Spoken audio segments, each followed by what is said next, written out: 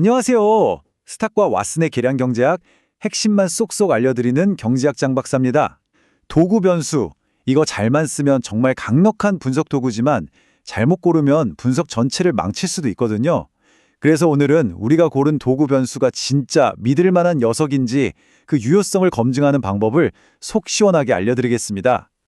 그렇죠. 그냥 이 변수 왠지 도구로 쓰면 될 것 같은데? 하고 감으로만 고를 수는 없는 노릇이잖아요. 우리 분석의 신뢰도를 높이려면 아주 체계적인 검증 과정이 반드시 필요합니다. 자, 오늘 우리가 함께 갈 길입니다. 먼저 유효한 도구 변수가 되기 위한 두 가지 핵심 조건을 알아볼 거고요. 그리고 그 조건들이 정말 충족되는지 통계적으로 확인하는 방법들까지 차근차근 살펴보겠습니다. 네, 유효한 도구 변수는요, 반드시 이 두 가지 조건을 만족해야 합니다. 이게 바로 도구 변수 방법론을 떠받치는 두 개의 아주 중요한 기둥이라고 할 수 있죠.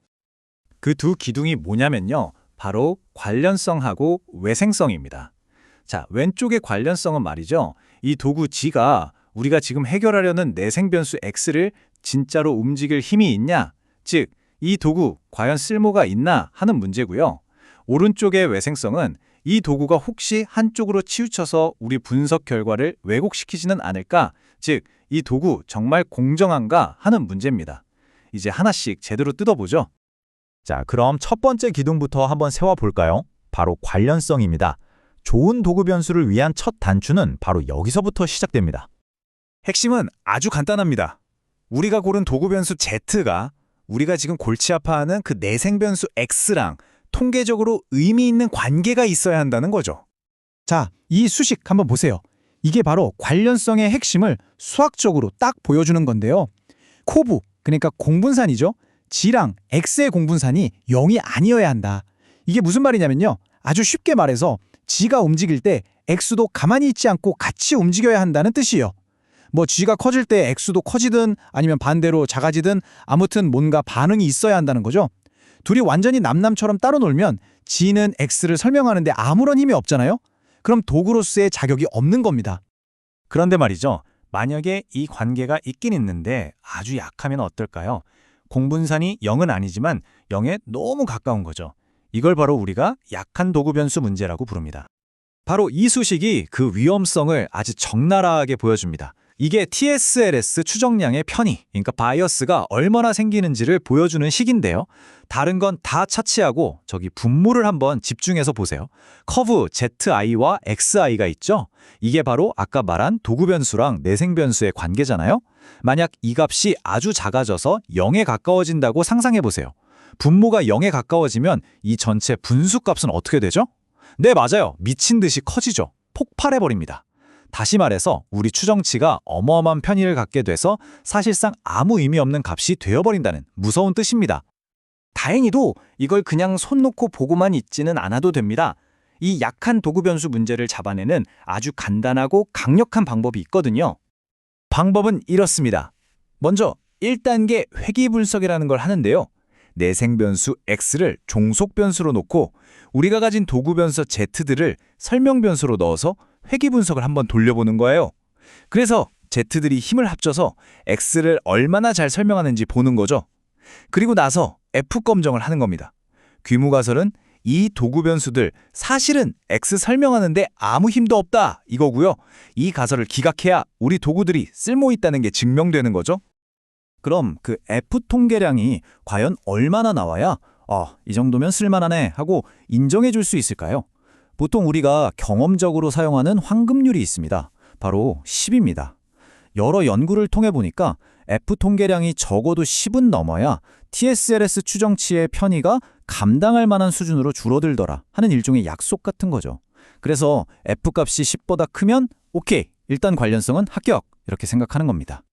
자, 첫 번째 기둥, 관련성은 이렇게 통과했다고 칩시다. 이제 더 어렵고 까다로운 두 번째 기둥을 마주할 차례입니다. 바로 외생성이죠.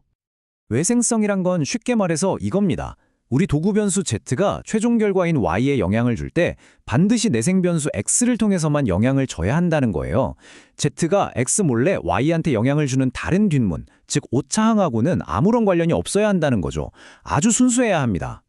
이걸 수학의 언어로 표현하면 바로 이렇게 됩니다. 코베이언스 ZI, UI는 0. 도구 변수 Z와 오차항 U의 공분산이 정확히 0이어야 한다. 여기서 U, 이 오차항이라는 게 뭐죠? 우리가 모델에 포함시키지 못한 Y에 영향을 주는 수많은 다른 요인들의 집합체잖아요. 그러니까 이 수식의 의미는 우리 도구 변수 Z가 그 수많은 다른 요인들과는 아무런 상관이 없어야 한다는 뜻입니다.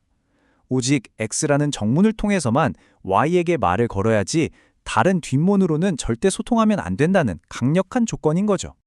자, 여기서 정말 중요한 포인트가 나옵니다. 아까 관련성은 F통계량으로 딱 검증할 수 있었잖아요.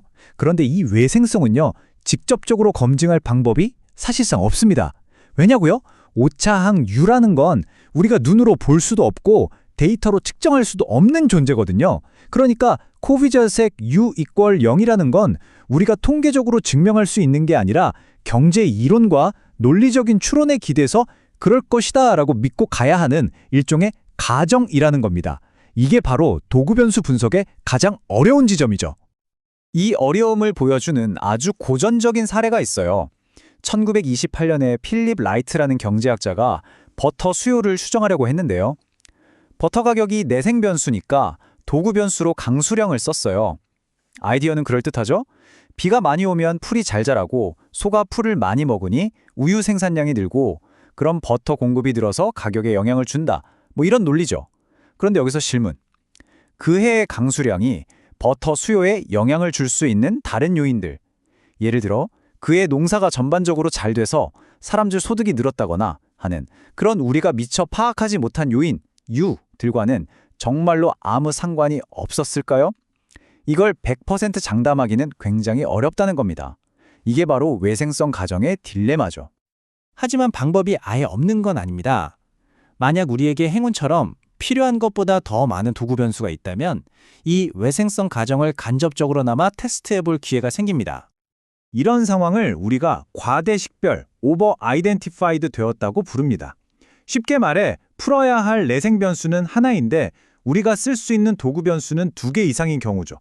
이렇게 남아도는 도구들이 있으면 이걸 이용해서 우리가 가진 도구들이 전부 다 정상적인 도구인지, 즉 외생성 가정을 잘 지키고 있는지 서로 교차 검증을 해볼 수가 있게 됩니다. 그게 바로 제2검정 또는 과대식별 검정이라는 겁니다. 직관은 이래요. 만약 우리가 가진 모든 도구 변수들이 진짜로 다 외생적이라면 어떤 도구를 써서 추정하던 결과가 비슷비슷하게 나와야 정상이겠죠. 그런데 만약 그중에 외생성이 깨진 불량 도구가 하나 섞여 있다면 그 녀석을 포함해서 계산한 결과는 다른 결과들과 뭔가 좀 다른 튀는 값을 보일 겁니다. 제2통계량은 바로 이 도구들 간의 충돌 또는 불일치가 통계적으로 유의미한 수준인지를 측정하는 지표예요. 그래서 제2검정을 했는데 귀무가설이 기각된다면, 즉 P-밸류가 작게 나온다면 이건 당신이 가진 도구 중에 적어도 하나는 문제가 있는 것 같습니다 라는 아주 강력한 경고 신호로 받아들여야 합니다. 자, 그럼 오늘 배운 내용을 한번 정리해 볼까요? 좋은 도구 변수를 찾아서 그 유효성을 검증하려면 이 3가지 단계를 꼭 기억하세요. 첫째, 1단계 회귀 분석의 F통계량이 10을 넘는지 봐서 관련성을 확인하고요. 둘째, 왜 이 도구 변수가 오차항과 관련이 없는지 경제학적인 논리와 이론으로 탄탄하게 외생성을 주장해야 합니다. 마지막으로 만약 도구 변수가 여러 개 있다면 제2검정을 통해서 이 외생성 가정이 타당한지 간접적으로나마 꼭 테스트해 봐야 합니다. 그렇다면 이 모든 검증을 다 통과하면 우리는 이제 100% 확신할 수 있을까요? 사실 그게 마지막 질문입니다. F검정, 제2검정 같은 훌륭한 통계적 도구들이 있지만 결국 외생성이라는 가장 근본적인 가정은 완벽하게 증명할 수 없는 믿음의 영역에 남아있거든요. 그래서 계량 분석은 단순히 숫자를 계산하는 기술이 아니라 데이터와 이론 그리고 비판적인 판단력이 어우러진 종합예술이라고 하는 겁니다. 오늘 이 내용이 여러분이 더 신뢰도 높은 분석을 하는데 훌륭한 길잡이가 되기를 바랍니다.